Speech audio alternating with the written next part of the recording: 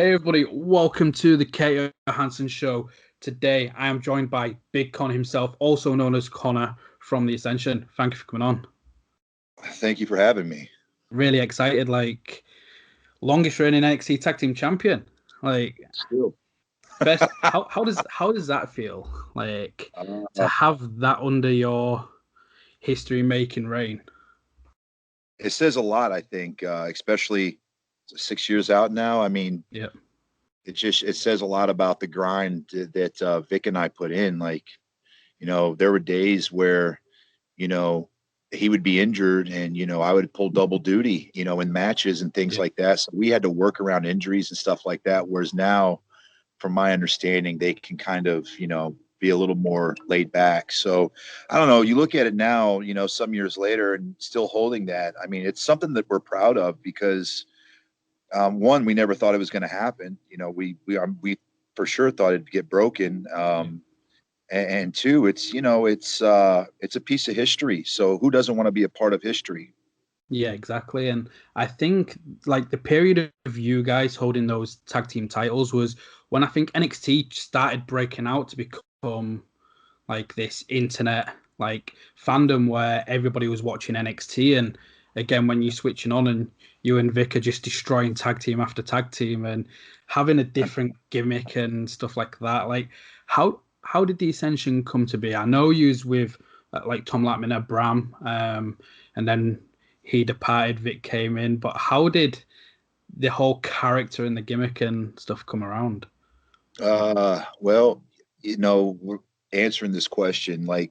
It started with NXT season 5 when I got voted off. Dream and Dusty Rhodes and Bill DeMott had a plan and they had an idea. They called me the day that I got voted off when I was in the locker room. They said, "Hey, listen, when you fly back home, we need you to come in on Wednesday. We have some ideas for you. We want to talk to you." So I was like, I was like, okay, yeah, sure. I was already, embarrassed. I was like, how much worse could it get, right? Nobody likes rejection, and getting voted off always sucks. There's nothing good about that.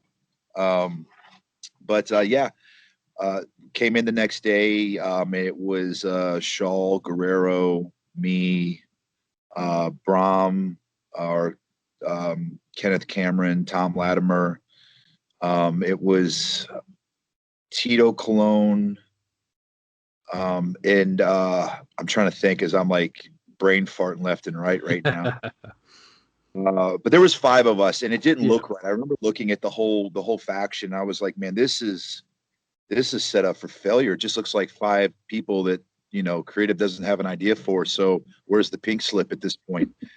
And that's just being real. But as time went on, it just kind of evolved into what it became. And then, over the years, it kind of transitioned into all these unique versions. But it all started with Dream. Dusty had a big part of that. Ricardo Rodriguez specifically had one for the name with the Ascension. The whole idea was the chakra factor, 5 chakras and all that stuff. And, it was pretty cool. But then it just took on a life of its own, and you just saw the transitions as the years went on. But it was all based from Dusty. Dusty came up with the whole concept, and it was pretty cool. It was unique. It was something that I'm proud of because all these different layers, that came about. It was just becoming accustomed to it, and, going with the flow. Yeah, definitely. So how did it feel when? So you mentioned you got voted off, they rang you up, but then you're like, this group's just, let's put wrestler A, wrestler B, wrestler C together and see if it sticks. But then it's just and you see it, whether it's with WWE or other companies where people are like, right, we've got this talent, let's just see what happens. But then you become the Ascension, just destroying people time and time again, and you become tag team champions. And did you ever think you'd go down as the longest reigning when you took those belts? No. As a matter of fact, I think right before that, the longest reigning tag team champions at that time was the Wyatt family before they went up on the main roster. I think I could be wrong, but I remember sitting there and talking, with Rowan and Brodie, and I was like, what's that like holding the belts? I think they held it for about 6 months. I could be wrong, but they were like, man, it's tough. And then you look at it, 300 and 60, was it 64 days or something like that? 1 year, 364. one shy of a year. Just damn it, you could still just have that one more day. Yeah, it was. I never would have thought it, to be honest with you. Yeah. But again, just like looking back and it, 6 years later or so, like it's still really cool because you're just like, man, who's going to step up and do it? Like I'm waiting to see, and I'm excited, and I hope that it does get broken.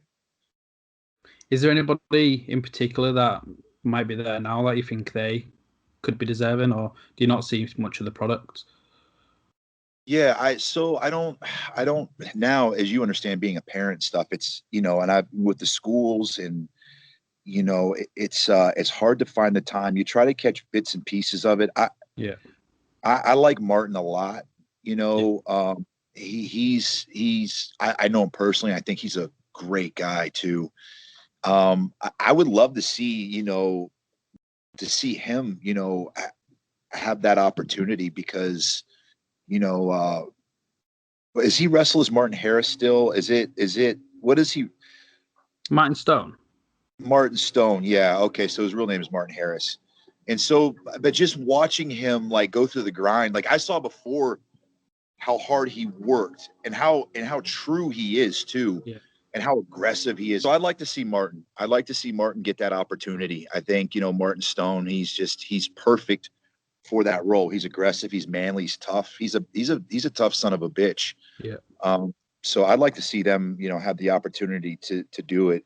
Just because one, I'm biased and I really love him as a human being. And two, I think he's a hard worker. Probably one of the hardest compared to anybody up there. I'd be willing to put money on it. Yeah, definitely. He was somebody that was let go. I know he came back to the UK doing all the stuff under the Martin Stone, and I think he started getting some traction again. And then before we know it, Danny Burch is back in and teaming with Oni with the tag team titles. But yeah, what are some of your favorite memories then from NXT? Because obviously winning the tag gold, going on that run, you faced Scotty 2 Hotty and Grandmaster Sexy like Too Cool. Surely that must have been quite a cool moment for you. Yeah, that was awesome. That was probably one of my favorite moments because I just, the whole Attitude Era, that's what we all loved, with WWE at the time. The Attitude Era was like the best damn thing that they had going. And so, I mean, who didn't love, Too Cool? So to find out we were going to work them, I was like, whoa, wait a second, what? And then so Vic and I, it was a battle of who was going to take the worm because I was like, I want to take the worm. He's like, I'm taking the worm. I was like, come on, man. So that's really cool because that's kind of like that's a dream come true to be able to work them, and even guys like the Dudleys, like to work the Dudleys, man, like just these are guys that have done so much for the tag division. And it's an honor to be able to share the squared circle with those guys. Yeah, definitely. A lot of history there between those two teams. What was it? What was the feeling like when? So, what was going through your mind? You go to the main roster, Ascension finally got up, and everyone's expecting you to steamroll. And for some reason, like, hopefully you could clue us in. Like, I just feel as a fan and from the outside perspective, you just weren't given that opportunity to run. Like, you should have been steamrolling people. What happened there? We feel the same way you feel. A little let down. It. You look at the situations, and the one thing I will say, and this to this day, there's a lot of when it comes to the main roster / NXT, which I'm sure most still consider the main roster at this point. But that transition, it's a different ball game. You don't have certain people that are there that have this vision of you as the same people that are up there that have a vision of you. Yeah. And so creative process is obviously going to be different. you might be badasses down there in NXT, and then you go up to the main roster, and some people in the creative department might look at you and say, I see them as 80s guys getting their asses kicked.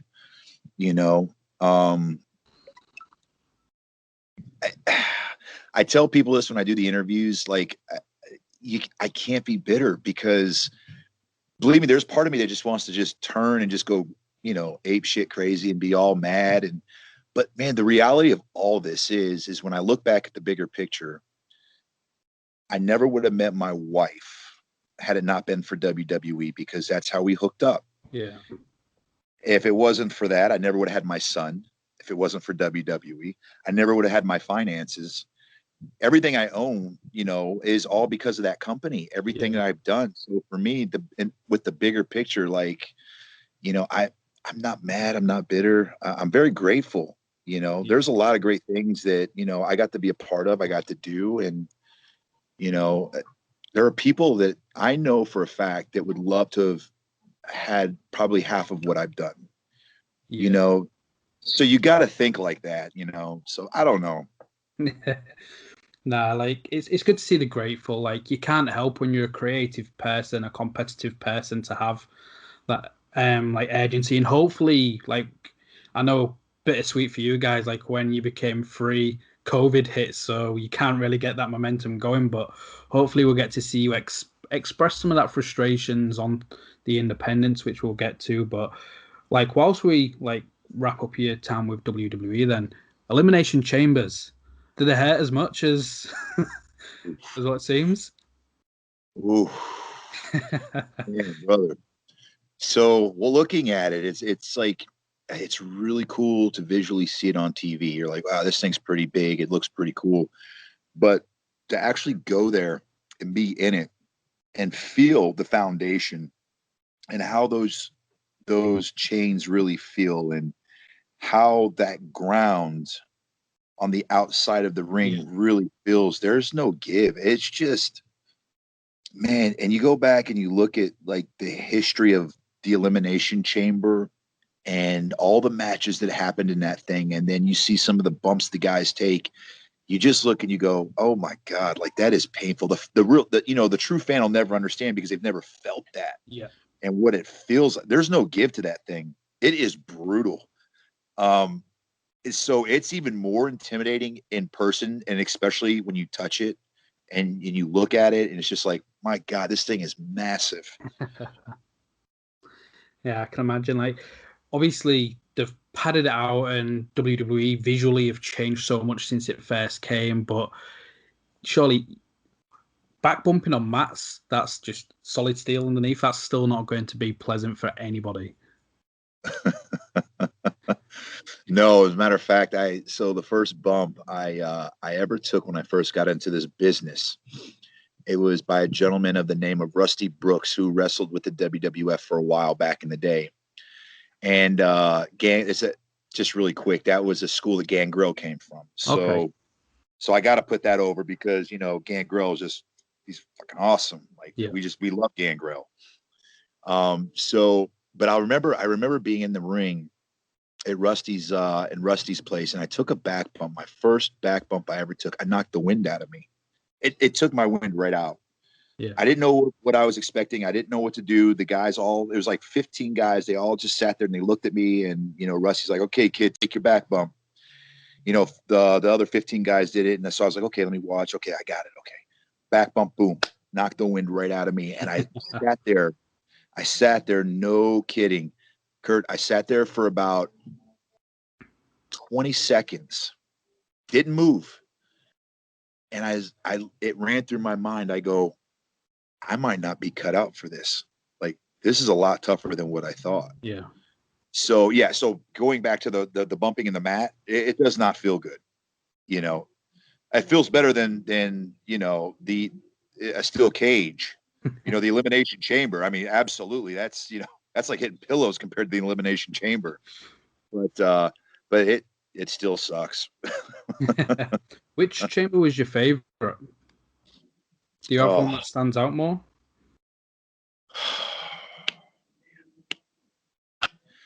One spot that really stuck out to me was the one that there was a moment that in the Elimination Chamber that I really loved, and it was when Randy Orton was on the outside to give Taker the tombstone, and he flipped over the rope from the outside in, and then Taker had him in the tombstone and he hit him with it. And that moment right there was probably the biggest moment it just blew my mind when I saw it.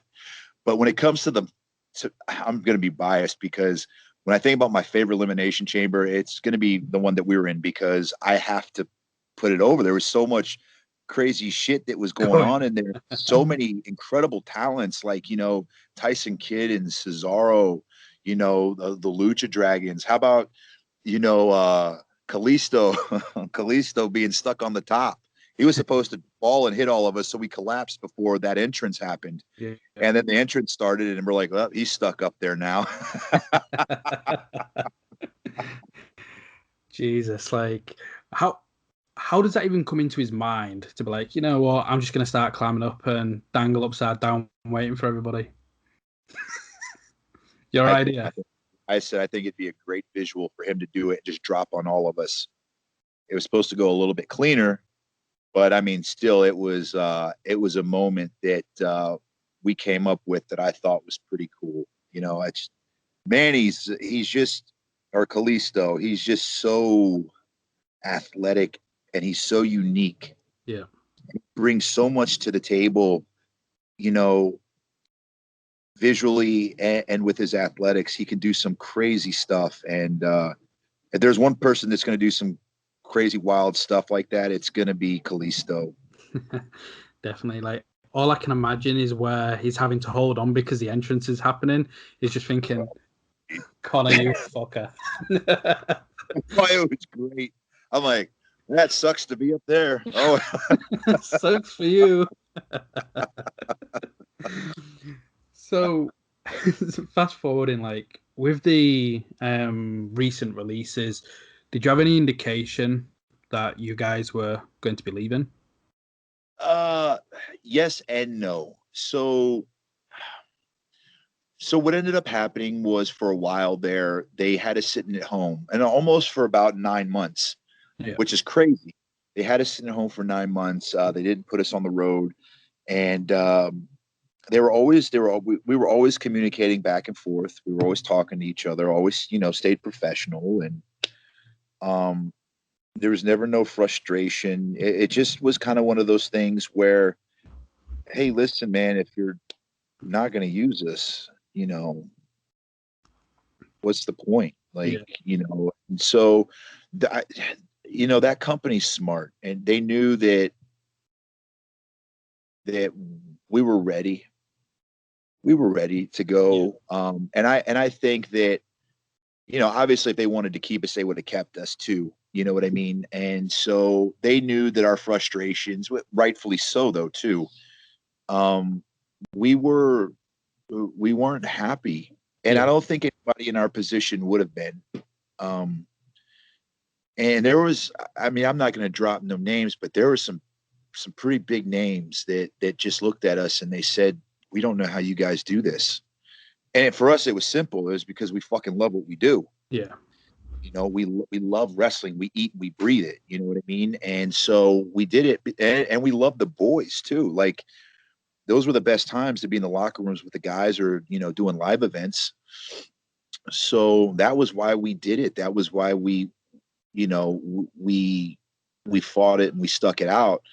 But what I will say is there's only so many times that people can say, we have ideas for you, this is going to be great. Or there's only so many times you can pitch ideas and it not work.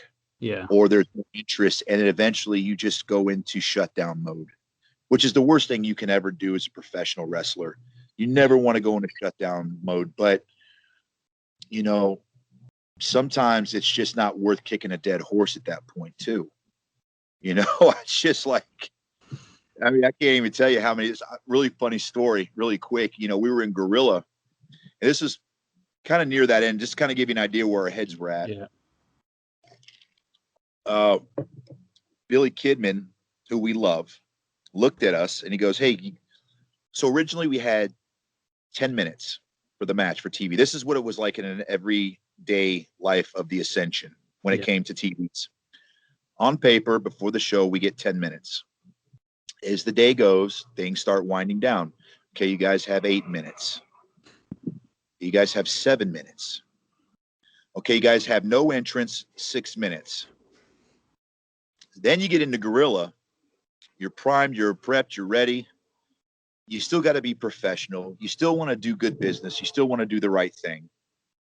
And then Billy Kidman looks at us, and Billy Kidman goes, "Hey, can you guys do it in 5 minutes?"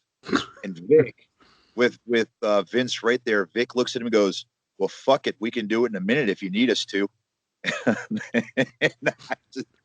I started laughing. I was like, well, I mean, he ain't lying. Do it in a minute. At this point, it doesn't really matter, you know. But you look back at those situations, and it's funny, you know. But it wasn't a position that we wanted either, you know. So, but here's the thing, right? So too, Kurt, it's like, if you don't want that position, guess what? Yeah. Somebody else will take it. They'll be grateful to have that position. You know what I mean? But you know, that was kind of what it was like for us. And it happened quite a bit. Of course, at live events, it was a whole different ballgame for us because we'd have 12 minutes and we could actually showcase and show what we could do. And does that make it more frustrating for yourself though? Because you're getting this time at live events, everyone's like, you're killing it. And then it's like, hey, you not got 15, can you do it in a minute? Like, and now you just look like you don't even know how to wrestle and you suck, you know. I mean, it is what it is, you know. You got to be real about it. And I can actually laugh about it now because Vic and I, we just sit back and we laugh now because, you know, we train together still. And we can go. That's the best part about it. It's like we can go. And you just look back at it and you're like, man, there was so much money left on the table, you know, that we would have loved to have made more money, but we would have loved to have made that company even more money too. Yeah. You know, through merchandise and stuff like that. But it is what it is, man. There's no need to beat yourself up over it. What's it like being with Vince McMahon then? Like, what was your first interaction like with him? Well, with me, you know, like I've always respected and appreciated Vince. I've had moments with him. He's a businessman, and that's the thing that people have to understand, you know, especially that are on the main roster. Like, you know, he'll really like you if you make him money. I mean, it is what it is, you know. And if you don't make him a lot of money, you know, he's got a little less liking for you. But for me personally, like, Vince and I always had, you know, a good relationship. What little bit we had of it, you know, there was never any frustrations. There was never no bad moments that I could ever think about, you know, that I ever had with him. They were always like, if I ever said anything, it always to pop him. But it was always out of respect. It was shaking his hand, you know. Anytime I saw him, I always shook his hand. Yeah. There was times where I'd be in the gym and he'd be at the same gym. He'd come over and say hello to me. You know what I mean? And vice versa. Like, so it was good, but could it have been better? Absolutely. I could have knocked on his door a lot more. But at the same time, I don't know if I was ready to get answers I wanted to, because I was at a point in my career to where I was a little shut off. Yeah. No, I get that. What's WrestleMania like then, to be a competitor, like around the whole access and the whole thing? Yeah. So the access was always my favorite part. I loved WrestleMania week. The whole week was awesome, all through the weekend up into the day of Mania, because it's the one time that, you know, especially for Vic and I, that we were able to be more open with the fans, be able to get to know them, talk to them, because we didn't do a lot of meet and greets and things like that. So, you know how, like, some guys, you know, they've got to fly out before they go to live events and stuff. They got to do meet and greets. And signings and things like that. Vic and I didn't have that opportunity a lot. So when we got to do Access, it was always really cool to meet the fans and see them light up and just to talk with them, like just to have fun with them and just smile and, you know, let them make jokes and then make jokes back at them. And then of course Mania. I mean, Mania is always awesome because there's nothing like seeing 80,000 people, you know, cameras going off and, you know, the grandest, they call it the grandest stage of them all. I mean, the entrances are ginormous. It takes forever to get to the damn ring.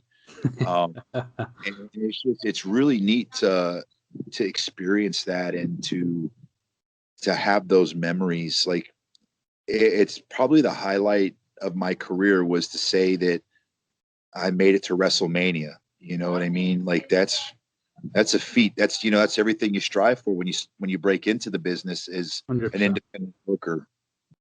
100%. Like at the end of the day, it's still WrestleMania. No matter where you are on the card, it's still WrestleMania. What's bigger in your opinion then, WrestleMania or Super Bowl? Which one do I like better? Which one do you think's bigger? Oh, bigger. Damn. Well, in my heart, WrestleMania. In my wallet, Super Bowl. I bet. Just because I think there's, you know, everyone knows about professional football. I meet more people that are more involved with professional sports as opposed to wrestling. But it's always funny because the people that I do get a chance to meet and I talk to them, they'll start watching it, and it's funny because they all have their opinions on, you know, pro wrestlers and stuff like that, but they get drawn into it. So I think on the bigger scale, it's definitely, you know, the Super Bowl, just because I can't even imagine what the ratings are like for that. I don't really look at it, you know, the ratings and stuff like that. But, you know, for me personally, on my career and what I've done, my heart belongs to WrestleMania. But if I had to be a betting man, my wallet, it goes with the Super Bowl. So with your departure then, was you always going to be teaming with Vic? Like, did you both know, we're going to stick together? Because not every team, when they go, they decide to do the separate thing. Was that always a discussion, or did you know you'd stay together? That's a great question, actually, because at the time Vic was out in LA, and, you know, I'm over here in Tampa Bay, Tampa Bay, Florida, and so now Vic ended up moving over here. He loves it out here, so he ended up moving over here. So that's been a plus. Yeah. But Vic and I have talked about, you know, real briefly on things, but like we're not opposed to doing single stuff. You know, we could both go in our own ways, you know, but we love working together. Like we're also like brothers, you know. It's the oddest relationship because like we never traveled together when we were on the main roster. I always rode with Eric Rowan and he always rode with Brodie.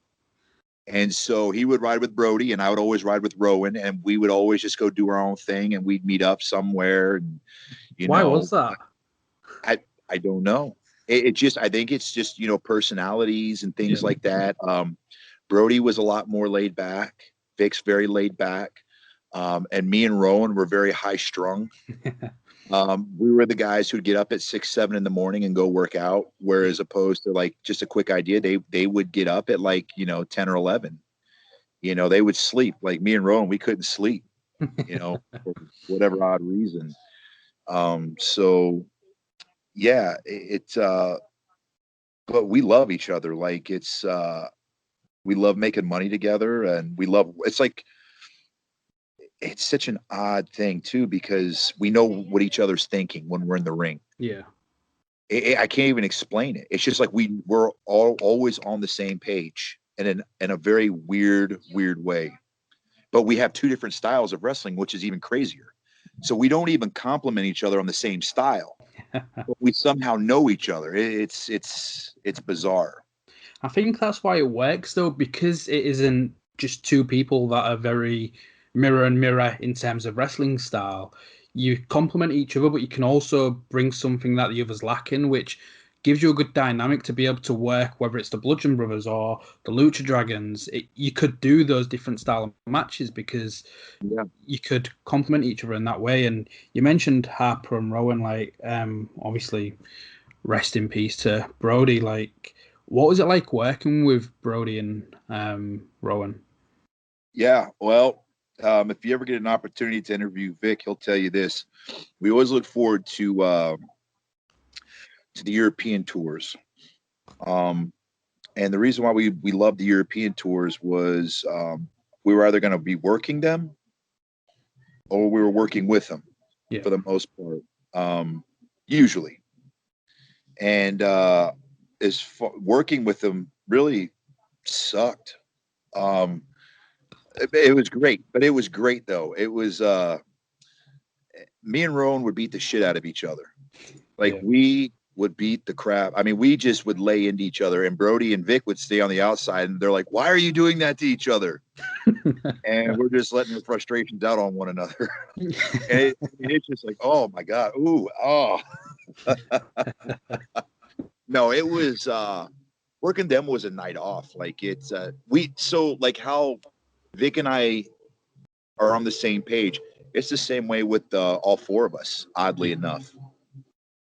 So, and I'm sure a lot of that's got to stem from traveling together, rooming together, and things like that. Yeah, definitely. So here you are, like, back on the independents. Was you excited? Like, since you've been signed, the wrestling industry's changed massively, whether it's Japan, the UK scene, or in America, you've got places like AW, NWA, Impact, MLW, and the independents overall's been increasing.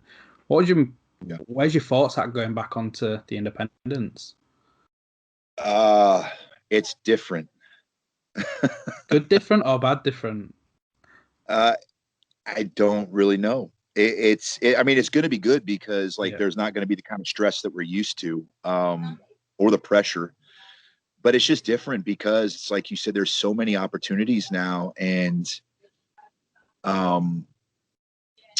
it's just a different scene because when we came up, there was 2 companies at the time that you could work for the most part out here in the States, at least to make money. And that was at the time TNA and of course WWE. And that was all you had. Now I just recently found out, which blew my mind, is that independents now have dark matches. I'm like, wait, what? I'm like, wait, what? Back in the day, you were either on the damn card or you weren't. And now it's like, now I've got a dark match. I'm like, how in the hell do you have a dark match on the indies? So it's been an adjustment period. And luckily for me, I've got, students and coaches around me as well that I work with that help educate me. So, well, get into that, like, get into your coaching, because I know with Lethal, tell everybody where you're coaching and what's that been like for you? Yeah, so it's been a breath of fresh air, to be honest with you. It's been great. When things happen, I was getting bored and I was like, man, I really want to create something, and I wanted to have my own school. And so I was doing some research. I tried to partner up with a few people. It just didn't work out. And one day, a buddy of mine, David Mercury, who's another coach there, called me up and said, "Hey, man, listen, I just want you to know that this hasn't gone on deaf ears. I know you were talking about coaching. I think it'd be really awesome if we could bring you in." And it's like, "You think so?" And he's like, "Yeah." He goes, I kind of put a bug in Jay's ear, and so, he wants to come in and we can all talk. And I was like, "Okay, cool." So went in and we talked, and at the time, Jay was even like, "You could even just train here on your, on our off days and have your own, school type thing or whatever." And, it just organically kind of came about, and a lot of it had to do with the students there too. Like I love those kids because, it's they're so respectful and they're so hungry, and it's just nice to see that. And I haven't been around that in a long time. And so to see these kids eager to want to get in a ring and wrestle and learn and be proactive in their careers, like, it kind of brings out the youth in you too, so just Jay bringing me in, and Mercury, it just became its own organic relationship to where, I'm so grateful for it, because not only does it give me a place to train and get ready, but it gives me a place to spread some knowledge and to help these kids to overcome if they have fears and questions, to a degree of what I've gone through. It's always great feeling to give back. And so for me, it's just nice to be able to do that. It makes your heart kind of full. I hate talking like that, their reputation. But, those kids, like, always reaching out, hey, coach, do you mind watching a match? Tell me what you think. What can I work on? Things like that. Like, it makes you feel important, I guess. It makes you feel useful. So it's been great, being part of Tampa Bay Pro. Oh, amazing. It's good to see that something you're so passionate about, despite only recently departing WWE. Like, some people may be wondering what's next, and you found something that you've fallen in love with straight away, which is always useful. And I know we were speaking on Facebook prior to this, Headbangers, like, you had that time limit. We've got the match coming up. What's it been like facing the Headbangers? Well, so I knew Chaz. The first time I met Chaz was back in 2003. He's a Florida guy as well. And so we were booked on some shows, and he was always a guy, you look up to people that have done something you want to do while you're training and working hard, and so he took me in under his wing a little bit, nothing crazy, but we had some matches together. He was always good to me. So to come back some years back now and to be able to share that ring with him on a professional level is awesome. It brings back memories from when you first started in the business to sitting there watching him play with my son now. Crazy. Now that messes your head up, because I wasn't even thinking about kids back in 03, Yeah. And now he's, him and Glenn, they just they've taken so kindly to my family that, like, I mean, I always loved those guys, but now it's like, I just think the world of them. But at the end of the day too, like, we're wrestlers, and you ask them who's better, they're going to say them. You ask us who's better, we're going to say us. So it's always going to be competition. Yeah. And this last match that we had with them, it was they did some things that they're not used to doing. Yeah. And it was fun to see that. When was the last time you saw Chaz give a Frankensteiner off the top rope? Jesus Christ. But Glenn doing a fucking thunder roll to the outside on me, like things like that. It's like rejuvenated them too. And it makes them want to work even harder, which makes us want to work harder. So we complement each other. And it's good business. It is. But it's also really cool because it's like you're working with family too. Yeah. You're working with friends, family, and it's good business. So it's going to be fucking awesome. Obviously, the first round one happened at the anniversary show, but is it Shamrock and Brawl this coming Friday, March 19th? Yep, Shamrock and Brawl. And you can go to eventbrite.com to get tickets. I don't know if they're sold out yet or not. But yeah, it's Falls Count Anywhere for us, which is really stupid idea, because you're letting 4 veterans, roam all over that place. That could be a really bad idea. But but it's going to be good. And we have already made the assumption that we want to be the best match on that card. So, and we are going to be, because there's just too much experience there not to be, and to not have the fans emotionally involved. Yeah. So I think it's going to be really good. I know we're excited. I know they're excited.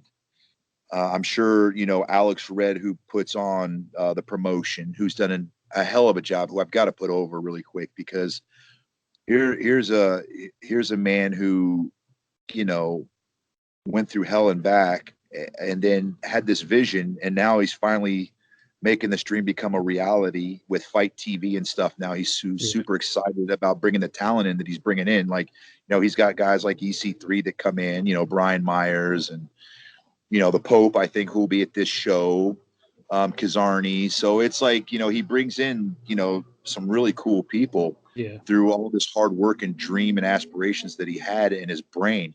It's just going to be scary to see where it goes.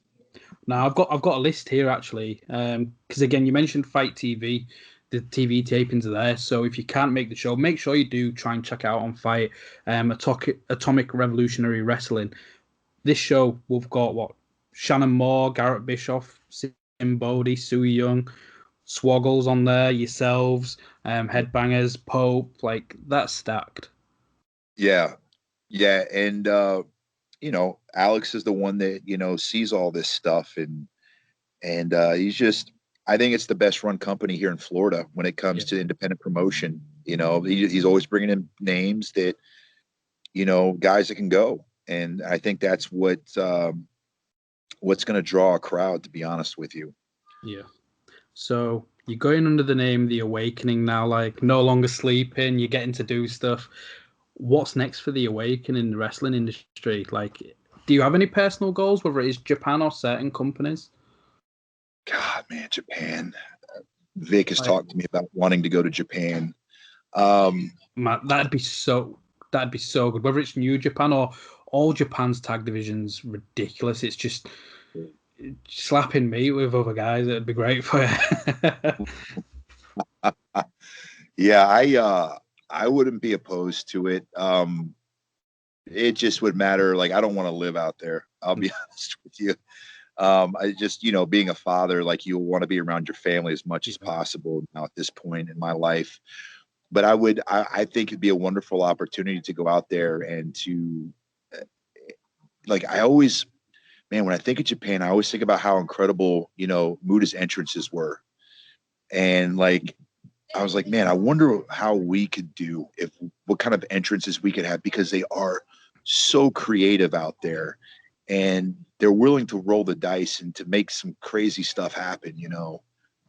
It would be a lot of fun to go out there. I think, it's like Vic and I, like, we're open to anything right now. We've had a few fillers come out to us just as of recently. Yeah. We'll see what happens. It's just TV companies, or what's that? Are there any TV companies that are sending out feelers? Oh yeah.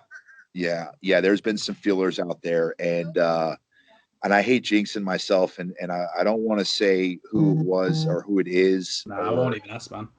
Because I'm knowing me, if I say it, I'll just be shooting myself in the foot, because then it'll never happen, and I'll look like an idiot. You know what I mean? I already look like an idiot, but I'll look even worse.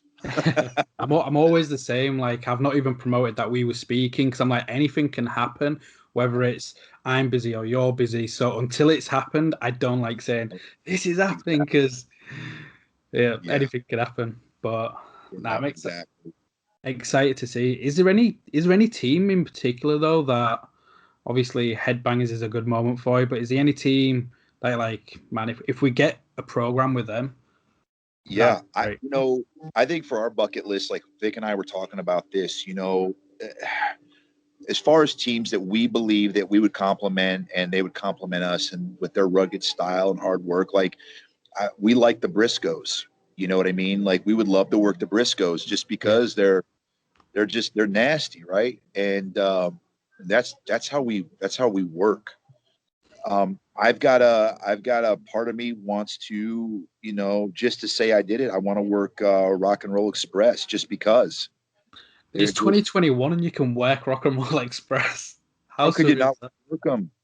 How could you? I mean, come on, man. Those guys are out there still putting it on, So yeah, those are, two of the biggest teams right now that we really feel that we would love to go work. And of course you've got, like,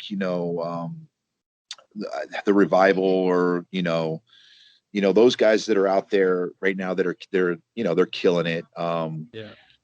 I Grisham and Jay, like, that would be kind of cool, but it's just anything can happen, as far as where we go and who we work and what we'd like to do. But right now, from my understanding, it's definitely the Briscoes, and I'm like, yeah, hell yeah, I'm down. And then the part of me wants to work Rock and Roll Express just to say we did it.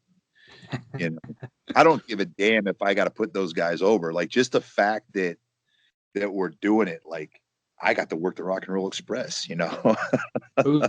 Who's taking the Canadian Destroyer then? I always volunteer me. I will get in a heartbeat. I got no problems, no qualms with it. There you go, Vic. Like, Connor's already made the dibs like it's his. Yeah, you took the worm last time. I'm taking the Canadian Destroyer. Nah, brilliant, man. Like, again, it's pleasure having you on the show. There's so much we could talk about, so hopefully we can do something else down the road. And I'm excited to see what's next again. I think anybody that was a wrestling fan, especially if they saw you working NXT, both of you can go. So happy that I can finally start seeing that again. And whether it is the Briscoes or Rock and Roll Express or going to Japan, there's so many possibilities. So really excited to see what's next for you. I appreciate it. Me too. That makes two of us. Where can everybody find you across social media? Yeah. So you can go to big_con1. Just look for the verifications. And my email's attached on there and everything like that. But yeah, it's pretty much that simple to find me. I try to keep it all the same, so I don't have to think about a million different things. Smart man. But Konnor, thank you for coming on, man. It's been a pleasure. Thank you, Kurt. I appreciate it, my man. Everybody, thank you for listening. Make sure you hit like, make sure you hit subscribe. Until next time, bye for now. Friday morning, can't control it. Fired up and counting every minute. Hands are shaking, eyes are burning. The time has come, yeah, this is not a warning. The week was just so long, we had to let it go. Our problems disappeared, we're not tied up anymore. The weekend is here.